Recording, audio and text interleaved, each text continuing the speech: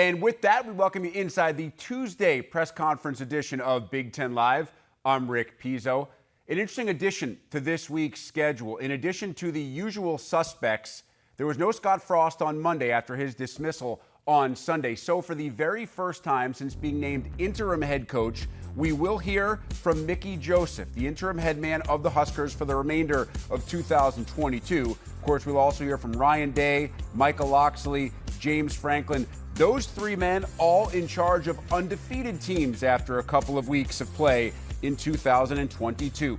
We start with the head man of the highest ranked Big Ten team, the Ohio State Buckeyes. Here is head coach Ryan Day.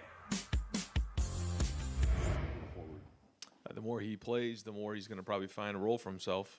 He's very, very productive. He's been productive since he's got here. You can see that when he's on the field. And so he's helping us on field goal. He's helping us in some special teams areas as a backup. But to see him get in the game was great. And anytime those young guys can play, they learn a lot. So good start for him. On the offensive line, how are you feeling there? Both starters, depth, just how are you feeling after 2 games with your O-line? Okay. Yeah, I think that there's some good things going on. We still are nowhere we need to be, but I think you can see there's been growth there, and there's been a lot of good things. And the way they're running the ball is much better, but we still got a long way to go. Fourth row right, Tony Girdman, Buckeye Huddle. Ryan, your assessment of Tommy Eichenberg so far as a leader of the defense? Solid. You can tell he's playing fast. He's productive. He and Steele both last week I thought were very productive, and they're running the defense at a pretty high level right now, so that's good. Again, only 2 games in the system, so long way to go again. But I think that they're seeing it through the eyes of Jim, which is important. How well do you know Jason Candle? I know him pretty well, actually. Yeah, very, very good coach. He and I have spent some time together during camps and just in the coaching circles, and he's a very, very good coach. You can tell his teams are always prepared. He's got a good team again this year. So, all you have to do is look back to last year, the way that they played in South Bend. And with the transfer portal, they've added some nice pieces. So he runs a great program, and he's got some good players, and he's got a really good staff. Let's go deep left, Brendan Gulick, Buckeyes Now on Sports Illustrated. Coach, I know everybody kind of saw what happened to Notre Dame and Texas A&M and Nebraska.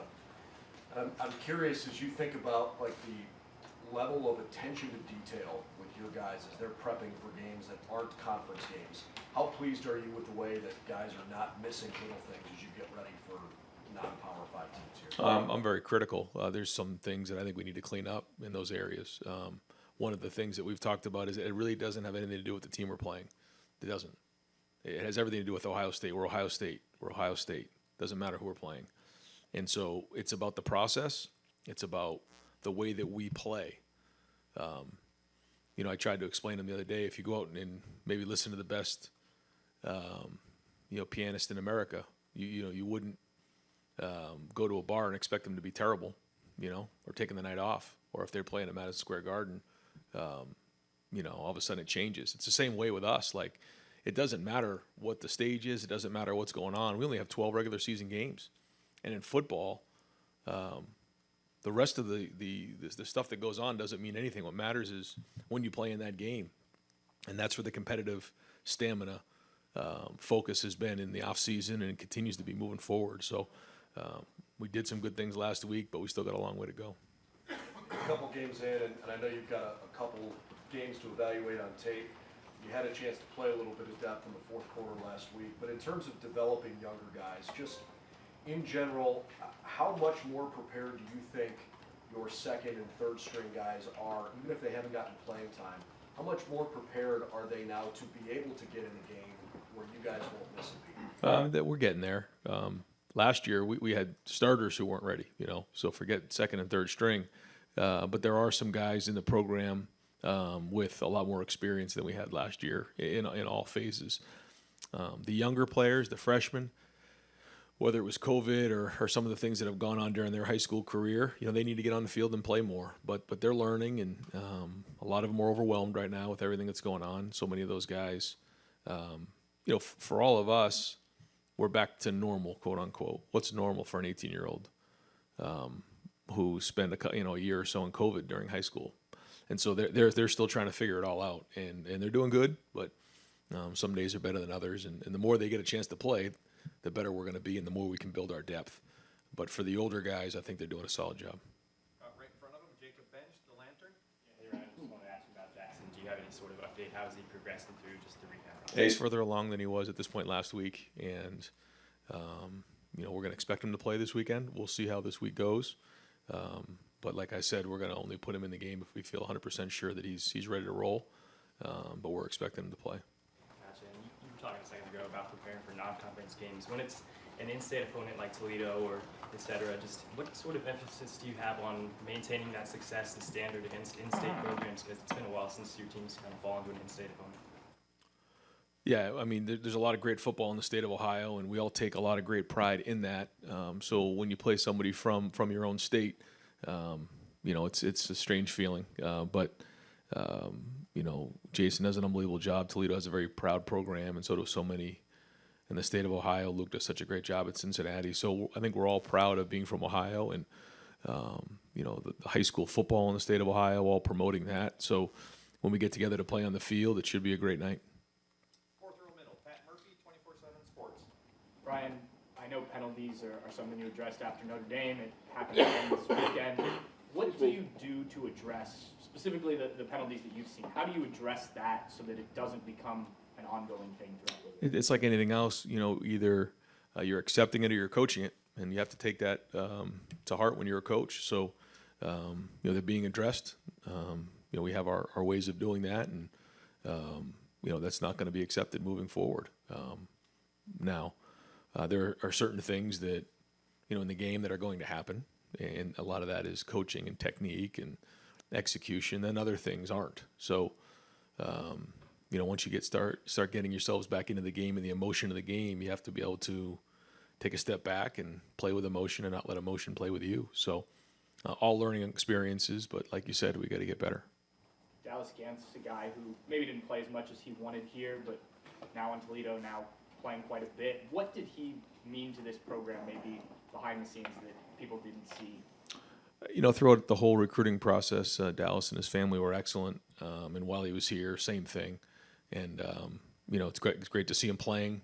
Certainly wish he was playing for us, but it's not great when you have to go play somebody that was in your program already, but he comes from a great family, a great program. And, I guess we're all kind of getting used to a little bit of this transfer portal and how it works. And, I guess this is the real positive side of the transfer portal, an opportunity for someone to go play, and so I'm glad he's doing well. Go deep into the back, Jeremy Birmingham. Right. I'm well back here. So obviously, he's talking about transfer portal and how that's changed things a lot in college football. In the last year, we've had 12 months, 13 months of NIL stuff now. Yeah. Just generally speaking, how has that changed relationships in recruiting and conversations in recruiting? It's changed a lot. I would say for our players who are doing great in NIL, for them, it's almost like a bonus because that wasn't talked about in recruiting.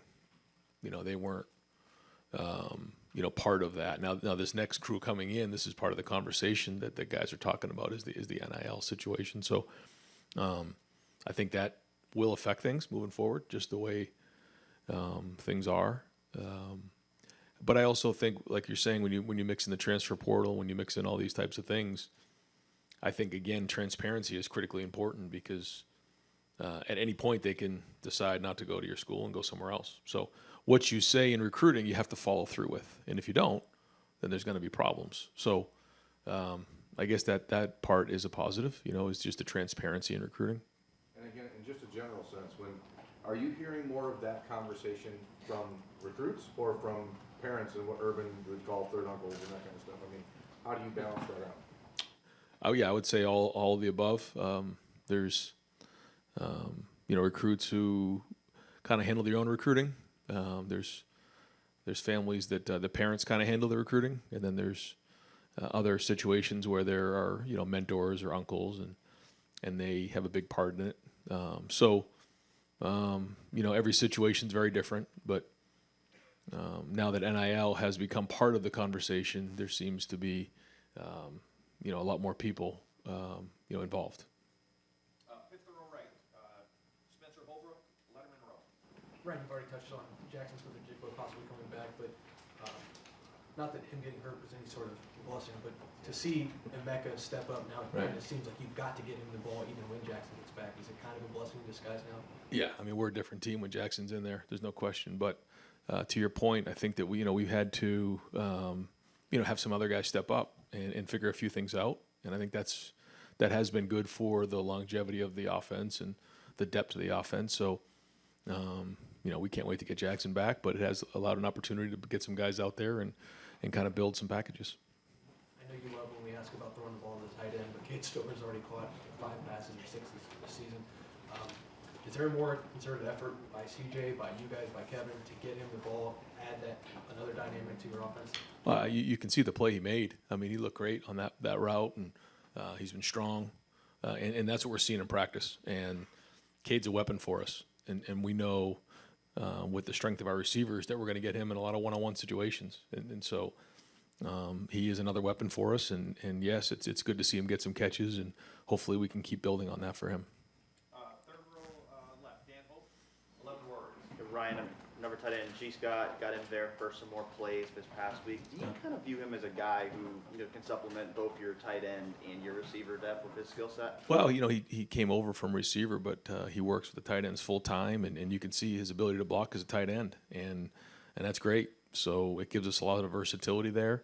And each of those guys give us a different skill set, which allows us to adapt in game, which is what happened last week. And I thought what G brought to the table really helped us in that game as they were going from 3 down to 4 down. I don't know how they viewed G, but it looks like they viewed him as a receiver, and then we lined him up as a tight end, and we didn't really see any more 3 down, drop 8 for the rest of the game, which is great for G. And so now we can build on those types of things. Yeah. And with Denzel Burke, he had a couple penalties, gave up a big play. He came out of the game for a while. So how do you kind of feel about how his season has started and how he can bounce back from those things? I mean, Denzel is very, very talented, and you guys see what he's capable of. And, I think that, he's going to keep working to get better. And, he certainly has some plays he wants back. But, we're all confident that he will. And he's ready to make those plays. But at the same time, he's got to identify what those things are that, got him jammed up on those plays and make the adjustments from there. Right in front of him, Stephen Means, Cleveland.com. Ryan, it's kind of a weird way to ask this question, but the touchdown pass to Emeka, the route he ran, was that kind of similar to what you guys did with Chris against Wisconsin in 2019 at all? Yeah, similar. Yeah. I would say so. A little bit different. That was in a 3-by-1 set. This was a 2-by-2, but yes. Whether it's Justin or CJ, where do you want him to put that ball exactly on that type of route? Right on the money. Yeah. That one was well done because Emeka kind of worked his way through a lot of traffic there, and it didn't quite drop the way that we expected it to. But what it did allow to have happen was because he kind of got caught up in the trees in there, the rest of the coverage kind of got depth, and so it opened up the middle of the field, which is what we were trying to get done there. But Emeka was strong, and I'll give Emeka a lot of credit. He plays physical, he plays strong, where, in that situation, a lot of receivers may have kind of got bumped off the route, and the route would have been dead. I mean, he just kept pushing through it, and the protection was excellent. Mayan Williams picked up a nickel blitz there who kind of added on, and that was really well done and allowed CJ just enough time to slide in the pocket. I think that's another thing that CJ is doing a good job of, is his pocket presence. He's had to escape a couple times. He slid there to buy himself a little bit of time. The protection was good, and it allowed us to play for, an opportunity for a big play. And I think that's something we talk about with our O-line is that, when plays like that, when you can give the quarterback and the receivers time, boy, the rewards are huge. If you don't have good protection there, that play doesn't develop because it took a long time. Just update on Julian Fleming. Is he kind of on the same development with Jackson? Same thing. Yeah, we're expecting Julian to play this week, and same thing. I think he's very similar to the Jackson situation. Yes. Front row right, Joey Kaufman, Columbus Dispatch. Ron, you mentioned Jackson was further along than last week. Was he doing anything better? What can you guys just share on his progress? Yeah, it's just in the rehab and just in the strength and the flexibility and all that stuff. And as far as the cornerback rotation, J.K. Johnson came in for Denzel Burke in that second quarter and got quite a bit of snaps. What did you see from him? Is probably like the longest look we really had with him. Yeah, no, J.K.'s done a really good job. J.K. has a lot of skill. You know, he can really run. It means a lot to him. He's practiced well. He's done a good job. And I think that's one of the things that, whether it's preseason or during the season, the only way you get better is to practice. And that sounds like, you know, a cliche from a coach, but it's true. And J.K. has practiced. And because of that, you know, he's allowed himself, you know, the opportunity to get out there and earn some snaps. Now, what he does with those snaps, you know, that's going to be between he and Coach Walton, but I think you see his capability. Over to the right, Clay Hall, WSYX. Because of the depth on the D line, what's the fight for playing time like, or is first, second, and third team kind of defined? Well, I think it's week to week, but I think you can start to see, you know, a bunch of guys kind of fill into their roles a little bit. But there's good players in there, and it's a long season, so we're going to need them all. And it's great to have fresh bodies coming in and out of there. I think at one point in the preseason, Jim Knowles said there are things about the defense only he knows, and he keeps those to himself. Does that add to the mad scientist persona, or Yeah, I do you guess. think he's got a bunch of secrets up there? Yeah, I guess we'll play like charades and see what he's got in his mind. No, I just think, you know, you have a vision. Anytime you're a coordinator of what you want it to look like and where you see it going. And then there's certain things that, you know, need to be said and certain things that need not to be said. And I think that's, again, the art of motivation and the art of coaching. And I'm sure there's a lot of things that, you know, he's looking forward towards because it's a long season. And like we talked about last week, you got to upgrade every week. And you have to stay a step ahead of the opponent. And that's what he's talking about. Ryan, how much do you pay attention? I know each week you're focused on the opponent, but how much do you pay attention to what happens in college football, the upsets and whatever? And as you hammer your guys on the competitive stamina, do you use those things as examples? Well, when you have a noon game, there's nothing better than being home at about 4:30, 5 o'clock, and then just sitting there and watching the games and watching some of the other coaches and teams have to go through what we go through. But it was great to sit back and watch some of those games. There's some great games, and you know, tribute to, you know, all those teams who played really well and did a great job in the off season, and I thought it was wonderful. But it does go to the point that, you know, whether it's this year or any year, you know, anybody can beat anybody. And you have to have that approach when you come into the games, and there's some really good teams out there. We're going to play one this week. So, you know, do I look at the rankings and all that? No, because that doesn't matter. We have to keep winning. But at the same time, you know, we do watch to see what's going out there, trends, what's going on along the college landscape, how teams are and what are the strengths and what's going on offense, defense, special teams. So, yeah, we're always looking at those types of things. As you look at Toledo, what jumps out? Well coached, first off. Good players, good skill. A couple really good guys defensively up front. You know, they've upgraded in a couple areas with the transfer portal. And a team that, you know, will come in here and play really hard. You know, they're not going to come into Ohio Stadium and be intimidated at all. So I think, you know, you combine all those things, you got a really good opponent. Ryan, you didn't seem all that concerned after the game about Mike Hall. Did the evaluations Sunday and Monday bear that out with him? It did. Okay. Kevin Wilson kind of joked midway through camp that he thought Mike Hall was the best third-string defensive tackle he had ever seen. When did you start noticing that he was going to be a key part of this for you? Yeah, I mean, in the preseason, you could see what he was doing. He was very disruptive. And you really have to earn your way here. You know, you don't just get thrown into it when you have some guys who, you know, have been here for a little bit longer. And so you have to earn your time. But at the end of the day, the best players play. And, you know, he's been very productive. You know, I think he's got 5 TFLs maybe in the first 2 games. And so if he can keep building on that, a lot of good things are going to happen. But I think across the board, there's a lot of good guys, you know, guys who have played well up front. And we got to keep building on that, keep growing on that. I think Ty Hamilton, I think, you know, Larry said had his best games to date, so that was good. And you're seeing a bunch of guys get in the backfield and make plays. What did you think about the way Perry and Josh Proctor managed that situation in week 1 and the way they got through to week 2 and the bounce back? It's similar to what we were talking about, where when you're on the field, you gotta play well, and it's very competitive here.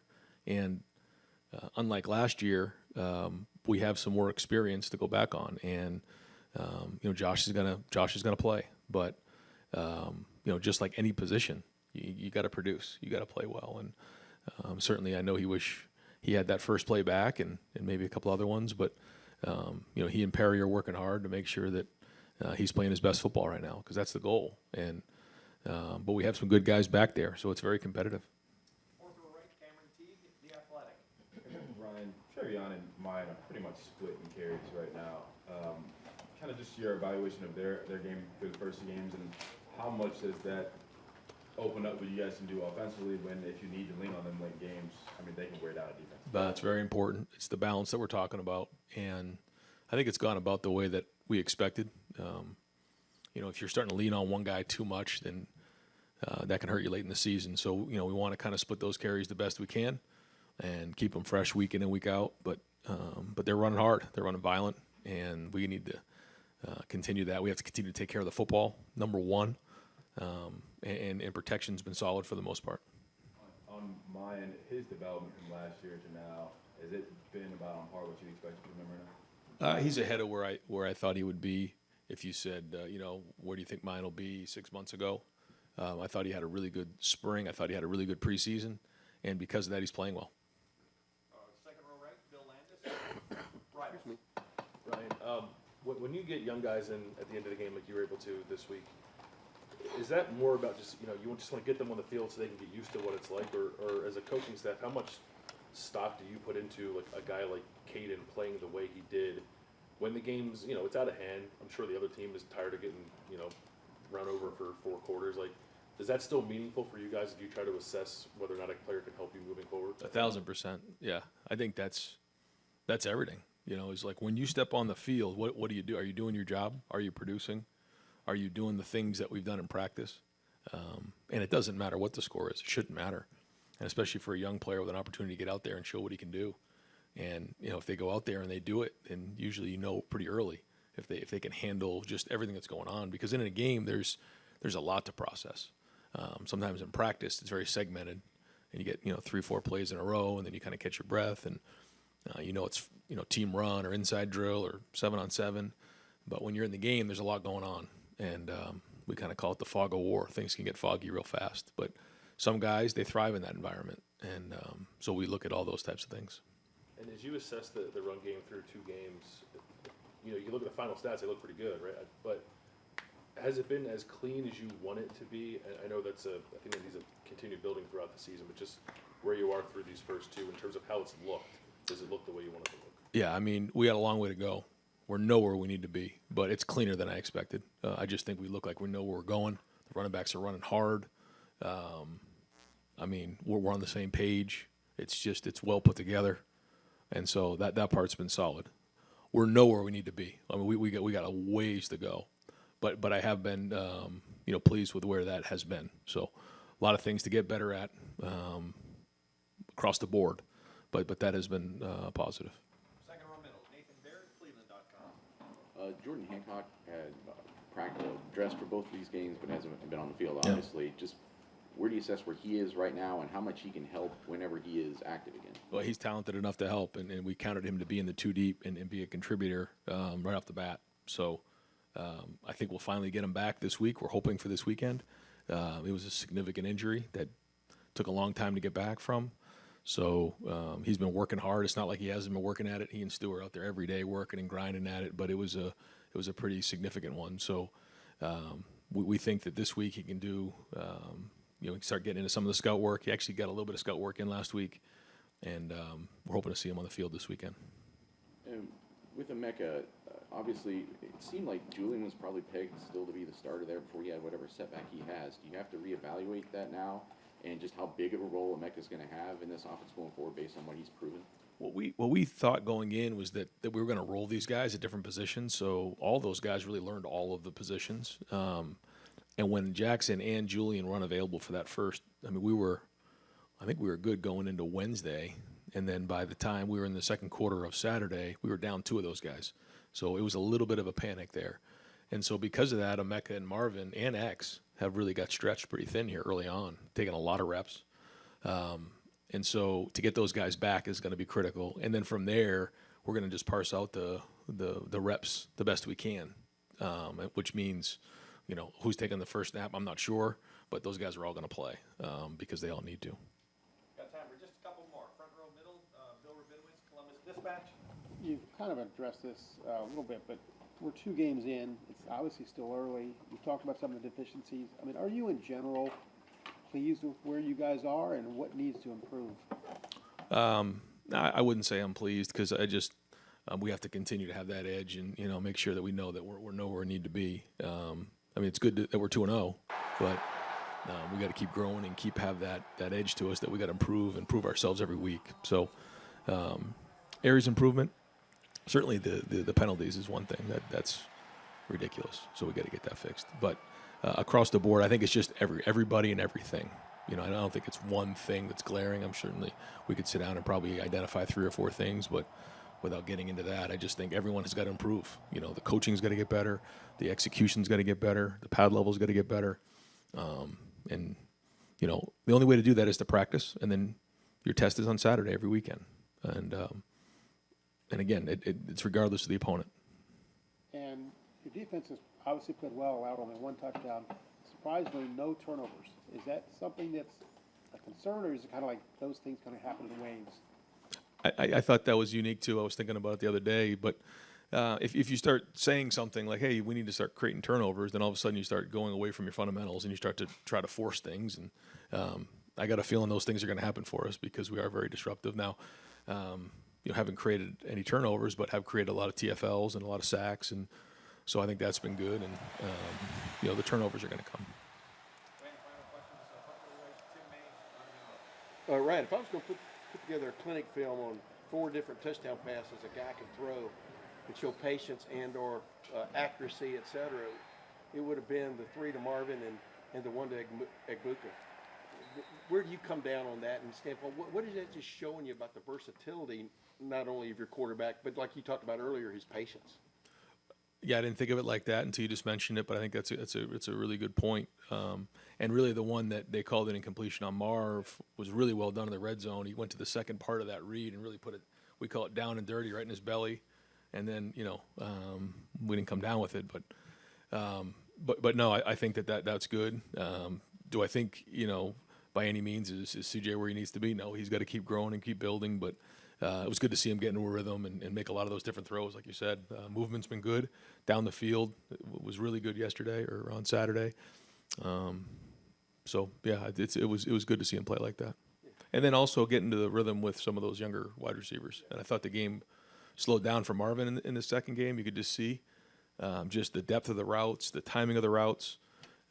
Everything just seemed a little bit more in sync, and we got to keep growing on that. So. And one of I know you watch the whole game film, or you watch the defense the next day, right? Right. Something. Give me one defensive play that just stood out to you.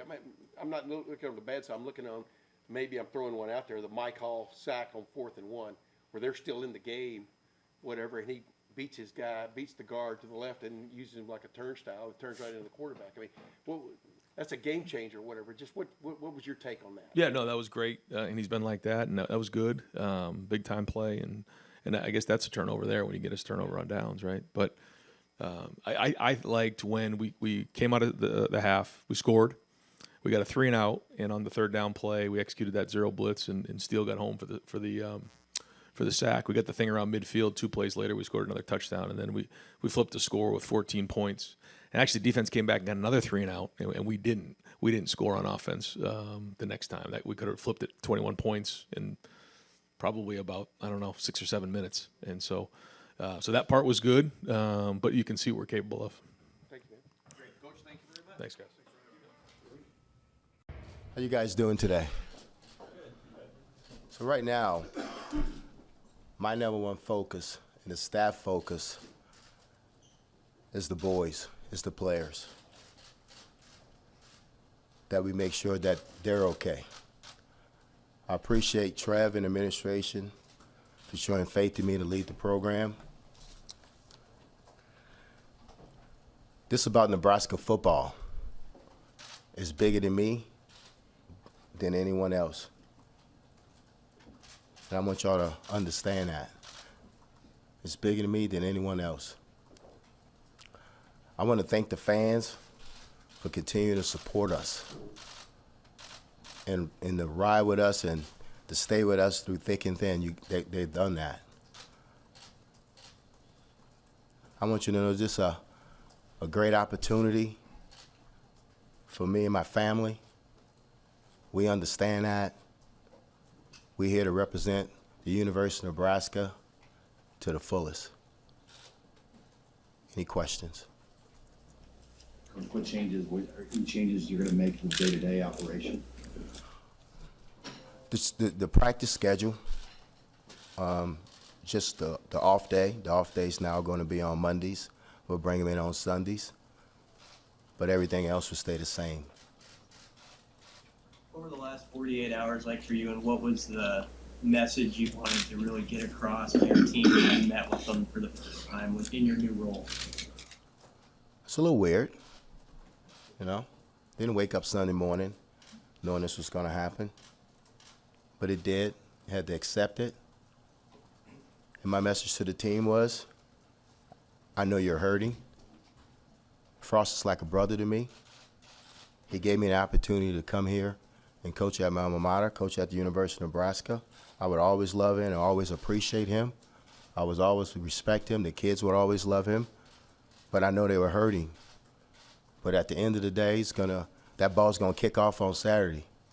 So mentally, we had to get him back and get him ready. Coach, first African-American head coach at your alma mater. Explain what that means. Like I said, it's about Nebraska football. It's bigger than me.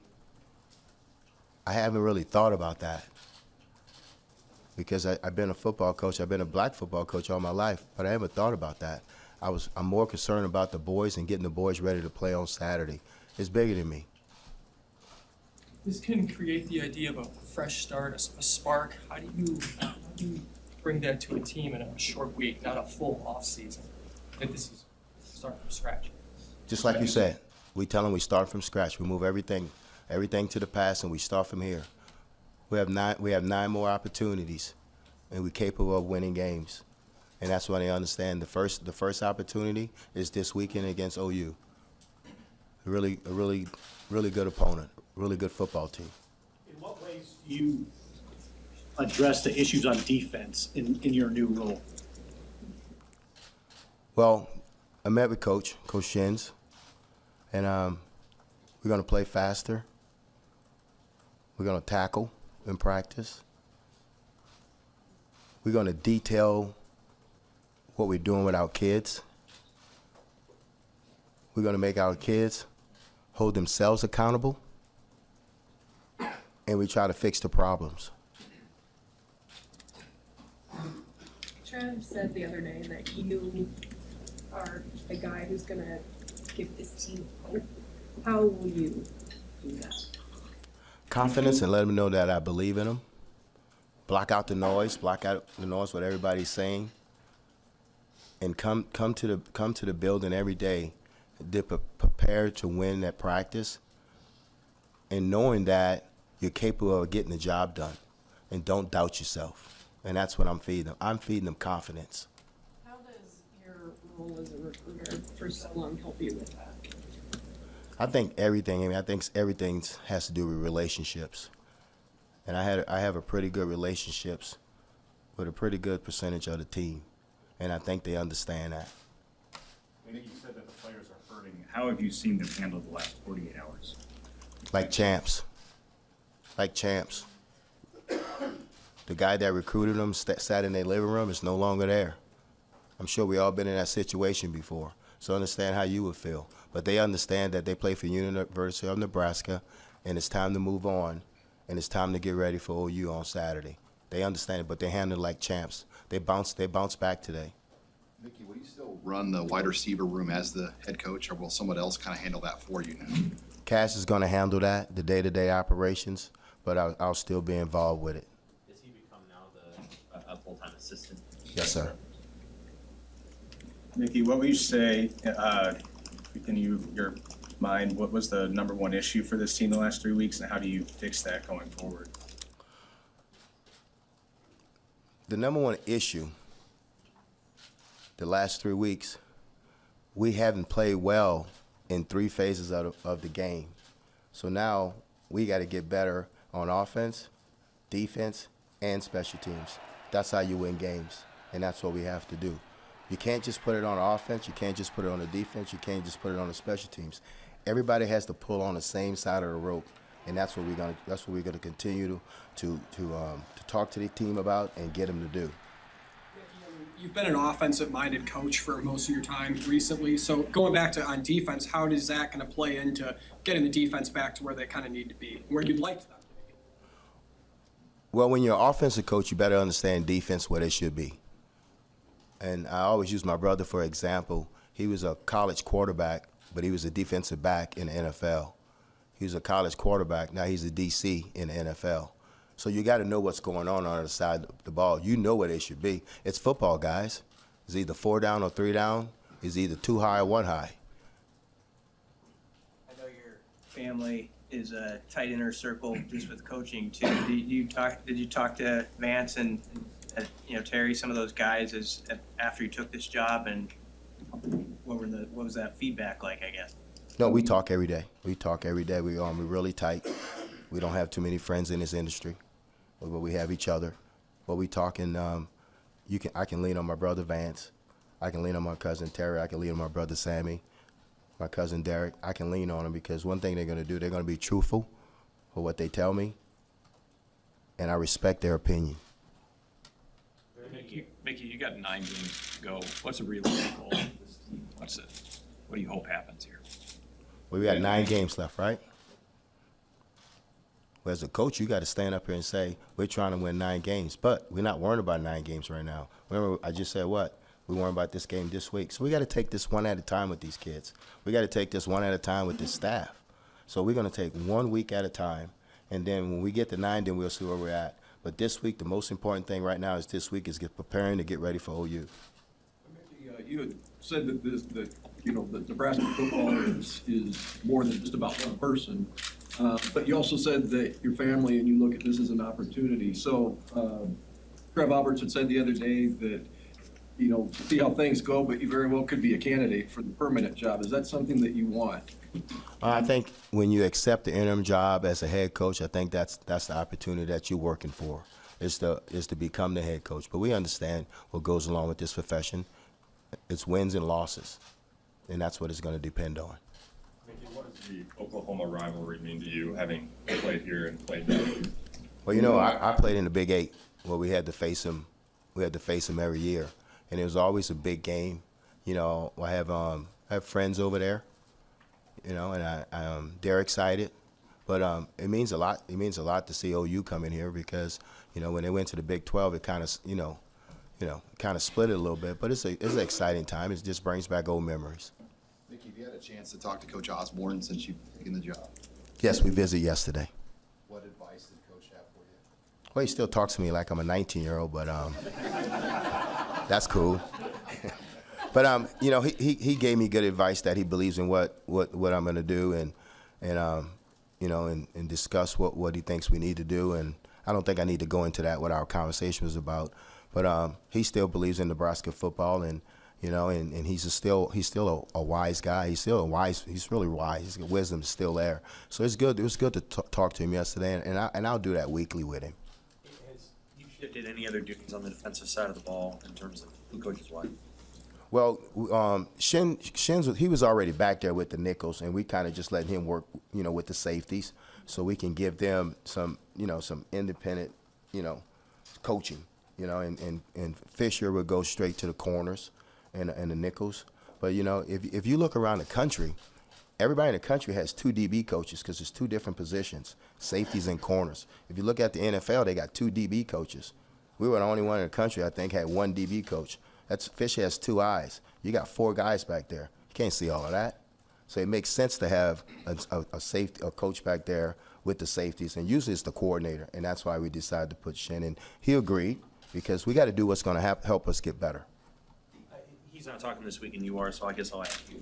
When you look at that, some of the big plays, the run plays against Georgia Southern, what did you think was going on with the safeties, and what were they supposed to be doing? What didn't they do that kind of? Well, I think, you know, anytime they have long runs, you know, it's gap integrity. You got to be in your gap, and you know, we got to fix that. They watch the film and we see what's going on, and you know, it's gap. I mean, you guys know that. I mean, you know, you just don't bust a big run with somebody there in the gap. If somebody's not in the gap, they're going to give a big run. There's things we got to fix, and that's what we're working on. One of your players talked to the media on Sunday and is new. Has been here, I think, maybe 5 months. You've been here. He said there's a losing culture here, and that team players here just don't know how to win. How do you feel about that comment, and maybe how you can fix that in a short amount of time? Well, I mean, we haven't been winning here, okay? But I wouldn't say it's a losing culture, because a losing culture is kids that don't come to work, you know? Now, these kids don't play in a lot of tight games, you know? I don't think they've ever been blown out. They play in a lot of tight games, so now we got to figure out how to get them over the hump, you know, how to get over the hump, and then I got to do a better job with the players before they go to interviews and make comments like that. You reached out to some recruits, it sounds like. Just how important was that to get on the same page with them, and were you happy with, you know, the feedback you got from that? Yes, because at the end of the day, they don't sign with a coach, they sign with the university. And you had to make that clear, you know, to them that they signed with the university. But, you know, all the committed kids, they were in good shape. They were in good shape. Now, you got to understand, these kids are 2022 now. They bounce back, you know. It's you know, so they're going to be okay. With the 6th ranked team coming in this weekend, 6th ranked team in the country, I mean, how big of an opportunity is that for you in your first game, and also for the team to kind of put this back where you guys want it? Well, it's an opportunity that I think our kids, you know, they're welcome, you know, and we're going to prepare for OU and get a game plan together, you know, to try to beat them. But we understand that we respect everything they do. Venables is a really good coach. I went against him when he was at Clemson. He's a really good defensive coordinator. Now he's a head coach. So I know, you know, some of the things that they was doing on defense, they're going to do when they're at Clemson. So we understand that. But it's a big opportunity for the players, and I think they're excited. What's jumped out about OU in their first 2 wins? When you look at them on film, just the first 2 wins. They're a solid football team. They play really good defense. They're solid in special teams, and they're really good on offense. Would you like to see anything change in the way that they tackle and practice tackling? Well, I thought they tackled good today. You know, I think that when they have the opportunity to do it, you know, I think they do it well. We just it's something that it's muscle memory, something that you got to do a lot to get it done. Tackling's not easy. You know, I think what happens when I talk to my brother, he says what happens when he gets college defensive backs, you know, 1, they don't process real well because they play nothing but man, and 2, they don't tackle real well. So when we say we have to address the tackling issue, you can't attack it. You can't attack the tackling issue without tackling, and that's what we did. Nick, you expect Nick or Travis to be back? They're both a day-to-day. Mickey, how are you guiding Casey Thompson through this whole process? Well, I mean, Casey's a really smart kid. You know, comes from a really good family. So Casey understands situations like this. But Coach Whipple's going to continue to guide Casey. And Casey, I've been knowing Casey since he's been a kid. So Casey understands that I'm still going to be the same old coach for him, you know, and get on him when I need to get on him and hug him when I need to hug him.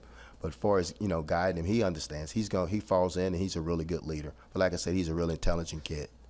A lot of questions have been about the defense, obviously, but how do you feel the offensive staff has gelled and where that's at right now? I think they're in a good place. I think they're in a good place. I think they understand that their job is to score points, and their job is to score one more point than their opponents. And I think they understand that. But they're in a good place right now. What are some moments maybe in your career path, Mickey, that you can point to that say these moments prepared you for now, for this opportunity? Well, I think if you look at my resume, I've been on every level. NAIA, D2, FCS, HBCU, Group of 5, Power 5. So I got an opportunity to be under a lot of head coaches, a lot of real good head coaches. So it prepare you for this moment, and that when you do get this opportunity, that it's not too big for you. But at the end of the day, I have to be myself, and that's who I am. I am, and this is who I am. And I'm going to be the same person I was, and I depend on relationships with the kids, and it depends on, and I tell them that I'm going to be truthful with them. And that's how I survived in this profession. How does your Louisiana upbringing factor into that? But when you're from New Orleans and you live down there, you shake everything off and you move on, you press on. And Mickey, sometimes people say that the football team takes the personality of their head coach. What parts of your personality do you hope rub off on this team? Granted, this week might be tough, but at the end of the day, at the end of the season, what do you hope Nebraska takes from Mickey Johnson? Well, that I'm going to be detailed, I'm going to be high energy, and I expect them to leave it out all on the field. And I thought today at practice they did that.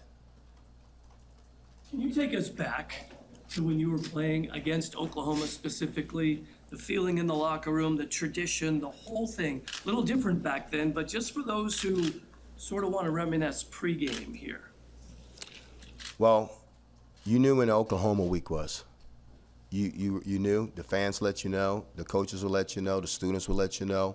So you knew it was a big game, and you knew that, that they were going to come in, they was going to be just as talented as you, because at that time, it was OU, Nebraska, and Colorado.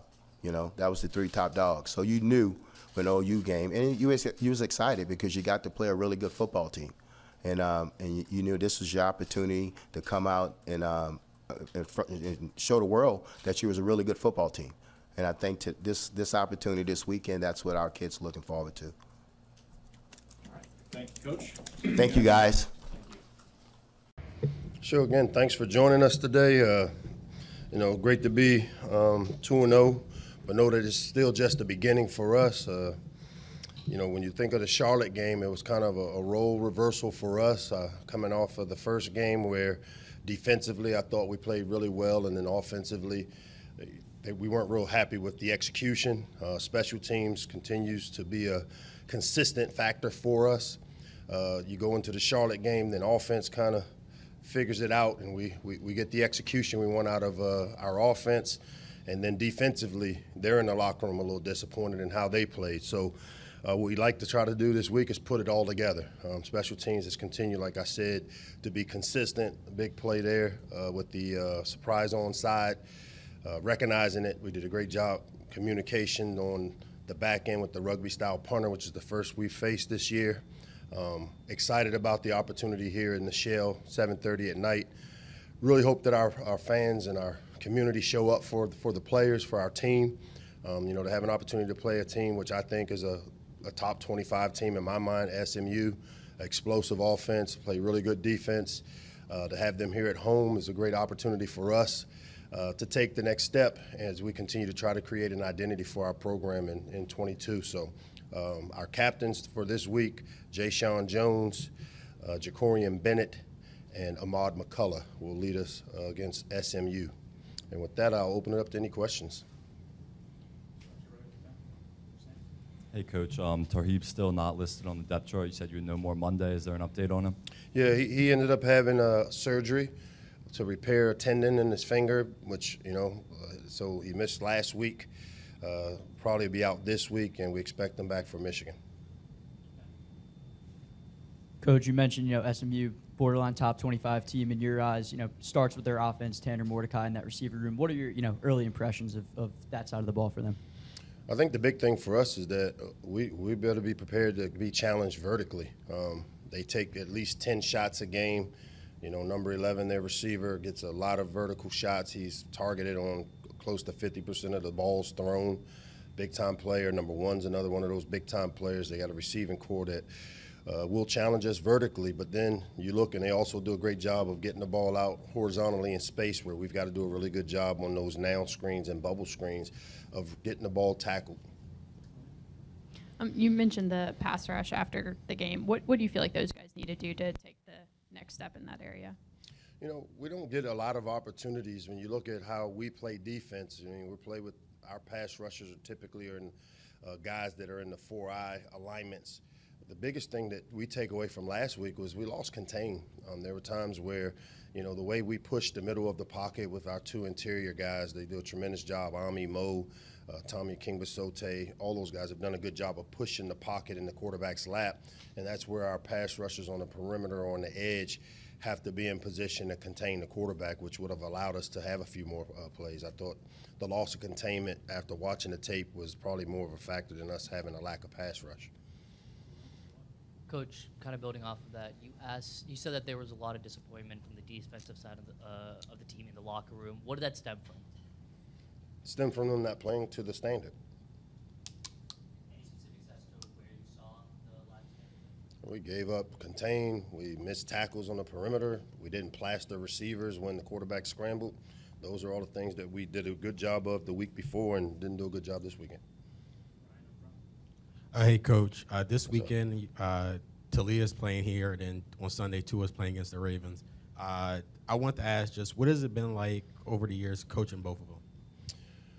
Two different personalities, as I've stated before. You know, Tua is one of those guys that people gravitate toward and has that welcoming personality. He's never met you for the first time, whereas I think Leah is a little more of a reserved personality, really to himself, doesn't like the limelight. If it was up to him, he would not do media, he would not do anything, but unfortunately it's part of the lay of the land for you as a quarterback. Both guys love the game of football, were raised really well, mom and dad.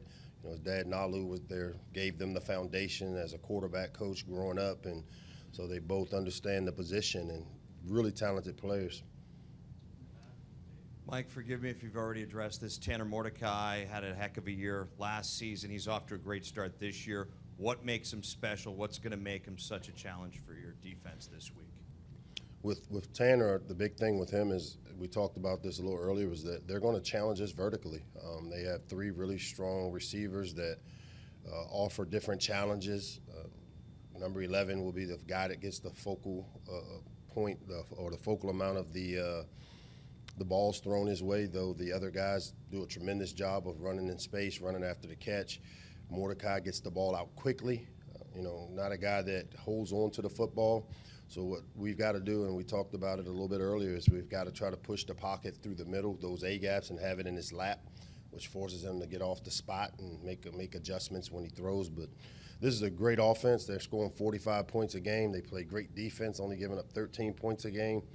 It'll be a heck of a challenge for us, but I know our players are excited about it. They're excited to be back home in the shell, second opportunity here at home, a night game. So hopefully we can get, like I said, our community to rally around this team as we continue to try to take the next step of putting a product on the field that our fans can want to come out and support. Coach, a year ago, to follow up on the passing game in the secondary, a lot of the explosive plays that happened seem to be a concern about the communication amongst the secondary. So what have you seen improvement on that area, and now without Tarheeb out of there in the lineup, how do you address that? Good thing for us is that we played a game without him in the lineup. Tarheeb is one of those versatile DBs that starts at the nickel position for us, but also plays corner. You know, this past week we were able to get Glenn Miller involved at the nickel, played more of what we call our big nickel alignment. The communication has been great thus far. Now this week will be a challenge because SMU offensively will be the fastest tempo team that we'll face, and so our goal is to get the call, get aligned as quickly as we can, and play with great eye discipline. They offer a lot of different challenges in their different exotic formations, the unbalanced things. And because of the tempo in which they play, it's going to be really important that communication is great this week. Just looking at Talia when he has such a good performance and only 4 incompletions, and knowing his personality and kind of how he seems to focus on what he could do better, like what is he like? What is his approach when he comes in after a game like that? Does he still harp on kind of where he can improve? He is business as usual. I mean, he's hard on himself, and that's why I've said this numerous times about Talia, that, you know, the goal for us is to get him to talk good to himself, you know, give himself a break. And I know He puts a tremendous amount of pressure on himself, and part of our goals, Dan and myself as his coaches, are to try to relieve the pressure to allow him to just go play and have fun. And, you know, to sit in the locker room after the Buffalo game, and, you know, he had 6 drops and he would have had 4 incompletions that game as well, and feel like he didn't play well. It's disappointing for me as a head coach to know that, you know, go have fun, man. I really want him to enjoy these opportunities that he has, because they don't come around often, and I think he's kind of taken that approach last week.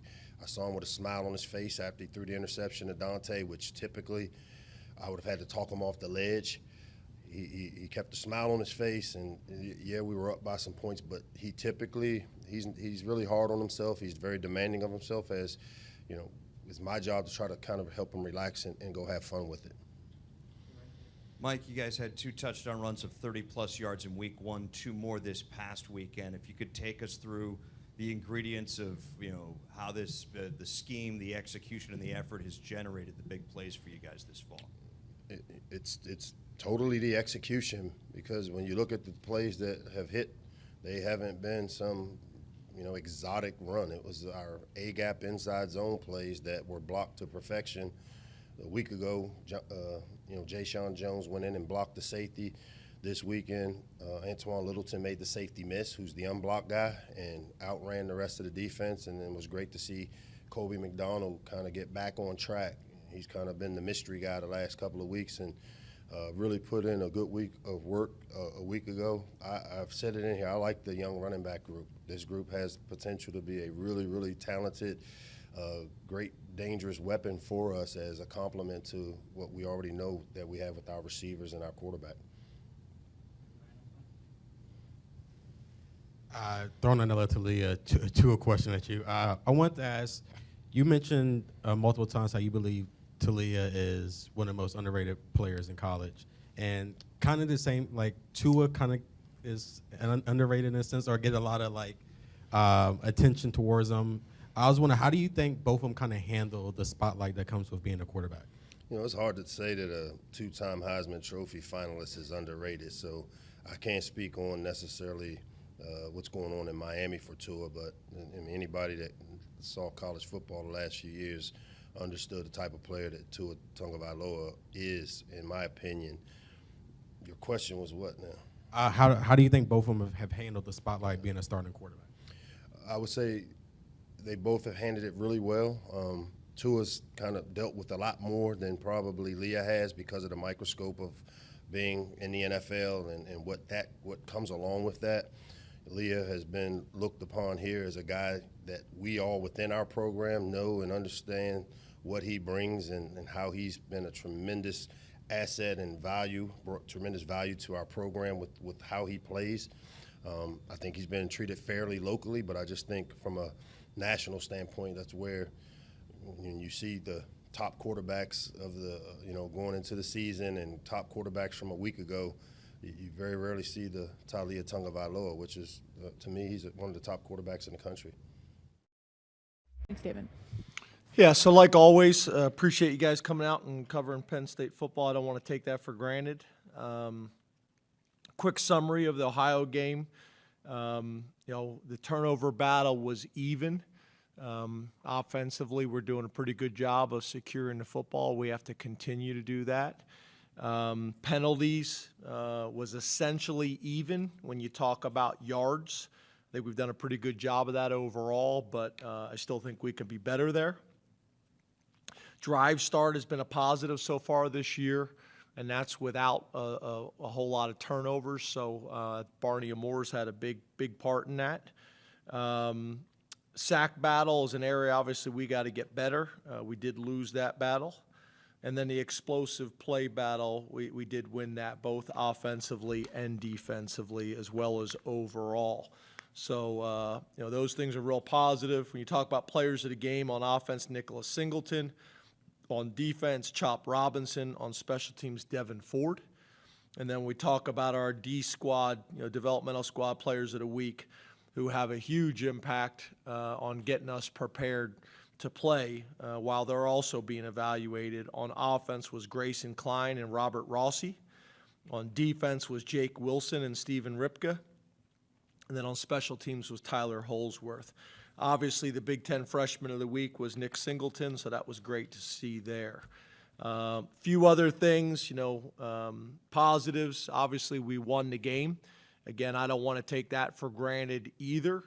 We need to celebrate and enjoy winning. I think I've said this to you guys before. I don't want to become one of those coaches that you don't appreciate the wins. I want to make sure we're doing that as a program, because a lot of programs, were not able to do that Saturday and not able to enjoy Sunday the way we did. We played a lot of guys, 34 on offense, 36 on defense, for a total of 70 players in the game. Obviously, opportunities for growth on offense, third down, and on defense, just being more disruptive when we talk about tackles for lost sacks and turnovers. On special teams, punting, the times that we've punted, that's been a real positive for us. And then kickoff return, we need to be better, and PAT field goal protection and production overall. So that's Ohio. Getting into Auburn just briefly. Obviously got a ton of respect for that program as well as that conference. Obviously I got some familiarity, been a head coach in that conference for 3 years. I've known Brian Harsin, for a long time, more from a distance, respecting his career, what he did at Auburn as well as other places. You talk about Auburn, still early in the season, and I think it makes sense still to talk about returning starters from last year. They had 7 on offense, 7 on defense, and returned all of their specialists, all 4 specialists. So I have an experienced team coming back. Their offensive coordinator, Eric Kiesel, I've known for a long time.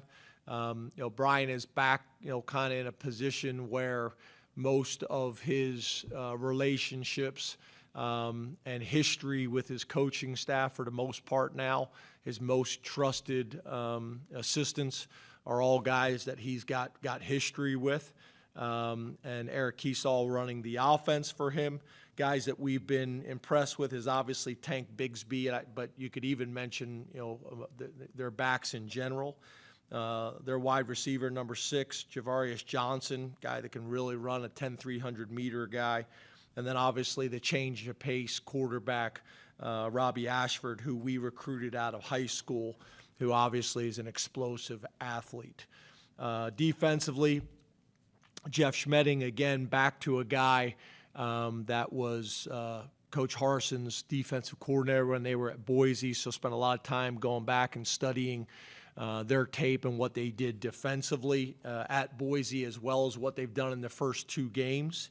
And then guys we've been impressed with, their defensive tackle, number 25, Colby Wooden, their DN, number 29, Derek Hall, their will linebacker, number 13, Cam Riley, and then their Sam/strong safety, Donovan Kaufman, number 1. Guys that stand out. Their front, obviously, defensively, is I think the thing that really stands out to us. And then on special teams, Rock Bellantoni, his first year taking over as a special teams coordinator, so most of our stuff is based on what they've done this year. Our studies on their special teams. Their kick returner, number 27, who's also the backup tailback, is from Philadelphia, Mississippi, just to be clear, not Philadelphia, Pennsylvania. Their punt returner, number 6, Javarius Johnson, who we've already talked about. And then their punter, number 91, Oscar Chapman, is an Australian punter who does a nice job for them. So it's going to be a challenge. Obviously, this is their orange out. We've kind of listened to all their press conferences and watched all those types of things. Talked to a lot of people that have played there and been a part of that environment. I've been there before as well, and played there before. So getting our players prepared for what that's going to look like and what that's going to be. So open up the questions. First question will go to Frank Bodani, and then we'll go to Donnie Collins. Hey, good afternoon, Coach. Hey, Frank, could you guys turn that up, please? Can you hear me okay? Yes, sir. Okay, great. Drew Allar, can you talk to me just a little bit about the progress he's made since spring, maybe even since the beginning of camp? How drastic has it been? What does that say about him going forward? Yeah, it's spring ball is invaluable for these guys that are able to come early. Obviously, if it makes sense for them, both both from an academic perspective as well as just from a maturity standpoint. So having him here early, as well as our other quarterbacks, to learn the system, to study the system, to get comfortable, to get familiar, so they have a chance to truly compete. But obviously, we all knew that he had the physical traits and skills to be successful. But I think he's done a really good job of how to prepare, how to study the game, and I think Sean's had a big impact on that as well. Obviously, Coach Yursich. But he's done a nice job, and I think he's already at a point where the game is slowed down to him a little bit, where he's able to anticipate what's going to happen from a coverage perspective or from a pressure perspective. And he's doing some nice things that we've been able to build on, and we're going to need to continue to build on. I thought we did a good job of getting all four of those guys reps in the spring, and then early in camp, and now obviously, once we made the decision to move him to the number 2 spot, his rep count has obviously increased, which is important and valuable. And then obviously him being able to get reps in the first 2 games for different reasons, but has been valuable as well. So still got a lot of areas, a lot of room for growth, which is exciting. But obviously he's doing some really good things. Donnie Collins, Scranton Times-Tribune, then Rich Scarcella. How are you, James? Hey, Donnie.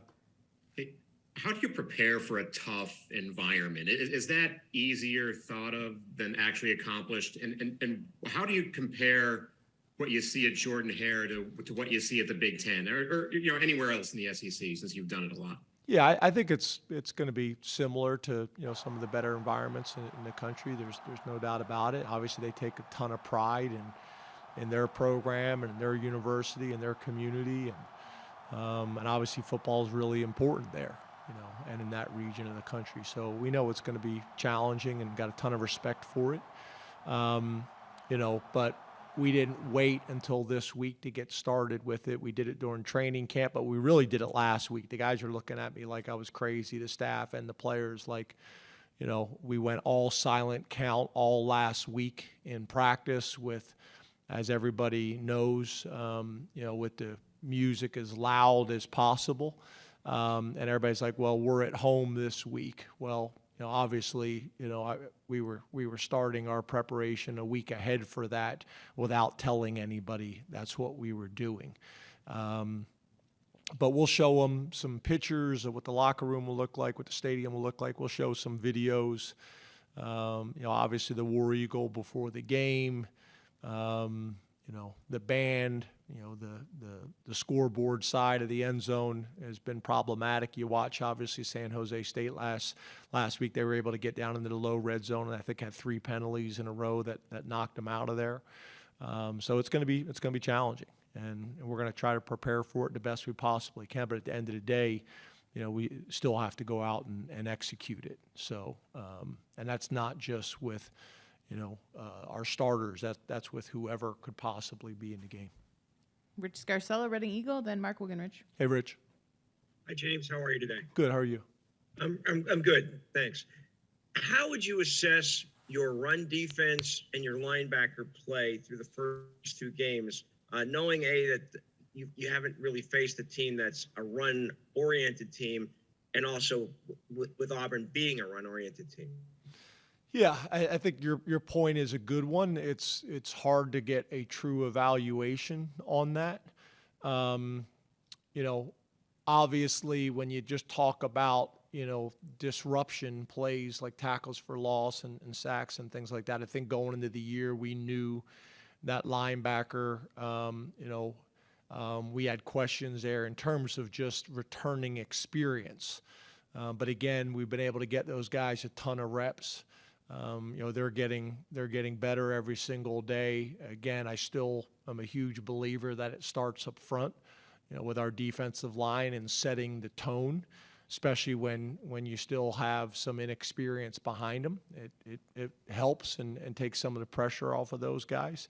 But this is going to be a challenge. There's no doubt about it. You make a mistake against this crew, and it has a chance to cost you.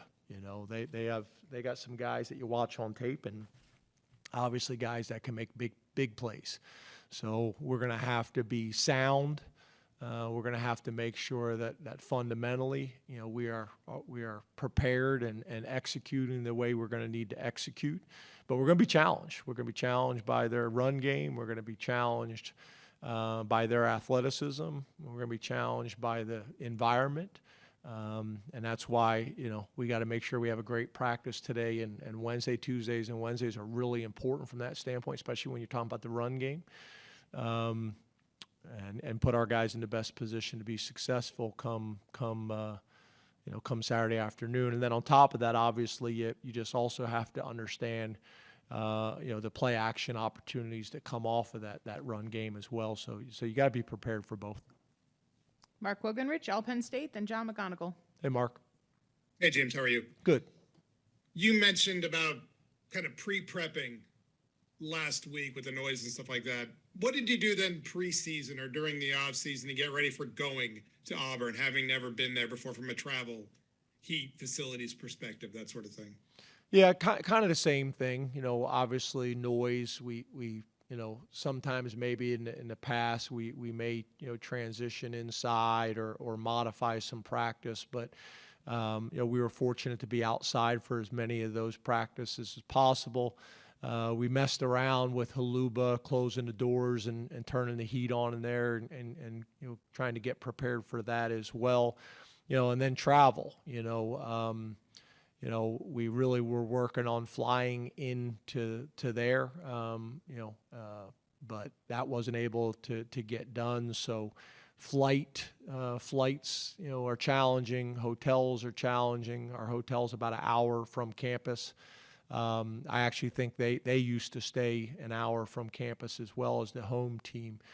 So there's some things that we're going to talk to the team about today just to be prepared for. But we got a plan for it. But it is a little bit different than the way we normally operate. That's why I'll tell them today and go through those things. Kevin Threlkill will go through them at the end of practice. Just so our guys, I don't want them ever to be caught off guard on Saturday afternoon, that they're prepared for what those types of things are going to be. But for the most part, everything else in our routine will be similar. We'll be as prepared as we possibly can be, for the environment. But once again, at the end of the day, you still got to be able to go execute, at the moment and at the time. John McGonigal, Penn Live, then Ben Jones. Yeah, James, Sean talked after the game a lot about the importance of yards after the catch in this offense. In the offseason, did you see an improvement or extra focus in that area? And I guess, is that an area you've been pleased with so far through 2 games? Yeah, I wouldn't say any more so than other times, but obviously when you talk about that's recruiting and development in terms of strength and athleticism to break tackles or to be able to run by people. And then obviously the other thing is accuracy at the quarterback position. If that ball is thrown in stride and away from the defender, you're encouraging, run after the catch. The fundamentals and ball security of being able to catch the ball cleanly and confidently. I think Parker Washington's a great example of that, a guy that can make the tough catch, with still being able to transition or not even slow down to catch it, be able to reach back and contort his body into positions to catch the ball. So catch radius and ball skills make guys faster than they actually are. So all those things we try to emphasize as much as we possibly can. I know those guys spend a lot of time working on it in the summer, but I wouldn't necessarily say any more or any less than what we've done in the past. Ben Jones, statecollege.com, then Mike Gross. Hey, Ben. Hey, James. How's it going? Good. You go back to Trace and Sean. Neither of them had played a lot of football for you before they were named starters. Obviously, they had some game experience because of circumstances. Where does Drew compare right now to guys that obviously were in the program for a while but had not really played football and then ended up subsequently having, I guess we'll see with Sean, but 2 of their best seasons as a starting quarterback right off the bat? Yeah, that's, I think, a lot in how we practice and how we prepare. Our 2s get a lot of reps in practice, which I think helps. I would also say, with Trace, one of the things with him was, over his career, over his time, he just was so durable as well that a lot of those opportunities just didn't present themselves like they normally do. But, obviously, being able to say, we're going to make sure, like we did last week, to be able to get, Drew some experience, especially when you're talking about a freshman, compared to, because I do think it's different, say it's a redshirt freshman or a redshirt sophomore that maybe hasn't had a whole lot of game experience, but has had a ton of reps and experience within the offensive practice. It is different when it's a true freshman and he doesn't really have either. So, being able to get some of those opportunities, I think, are really important. But yeah, I think, the way we practice and the way we train and the amount of reps that we get. Some people, give very little reps to their backups. It's very much the starting unit for the majority of the reps, and we try to balance that for multiple reasons. Not only obviously for practice reps and experience, but also for keeping guys fresh and healthy and those types of things, your starters. So, hopefully we're putting ourselves in position not only for current success, but also future success with the way we are managing it. Last question on the Zoom. Mike Gross, Lancaster Newspapers, and we'll come to the room. Hey, Mike. Hey, James, how are you? Good. How are you? Good, thanks. After Purdue, you said that that wasn't really a middle linebackers kind of game. That wasn't really an interior lineman's kind of game, obviously because of the way they play. So whose kind of game might Auburn be, which is a much different challenge? And also related to that, it seems like when you've had a lot of extra D-back position groups on the field defensively, like what Jair's been doing, it almost reminds me of Marcus Allen a little bit. Does that make any sense at all? And again, talk about what players might come to the fore in this matchup. Yeah, I think that's fair. Maybe not stylistically how we're using him compared to Marcus, but in terms of the plays that he's making. There's been a couple times where people have run in non-traditional downs, and Jair's made some big-time plays, even sometimes taking on offensive guards, defeating a block and making the tackle on the ball carrier, or just, timely tackles, in space. So, yeah, I think in terms of similar types of plays that he's been able to make. But, yeah, I think this game, obviously, I'm a big Interesting to hear James Franklin say that Penn State has been prepping for this Auburn environment for a while, not just last week, but also during training camp. They are expecting what Auburn calls an orange out this weekend at Jordan-Hare Stadium.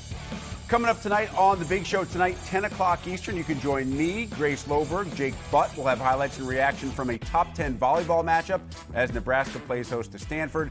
Jake on where Nebraska football goes from here, and of course, the always popular conversation about Big Ten quarterbacks. That's all coming up tonight on The Big Show, and that will wrap up this edition of Big Ten Live, the press conference edition on this Tuesday. I'm Rick Pizzo. Thanks for hanging out with us here on the Big Ten Network.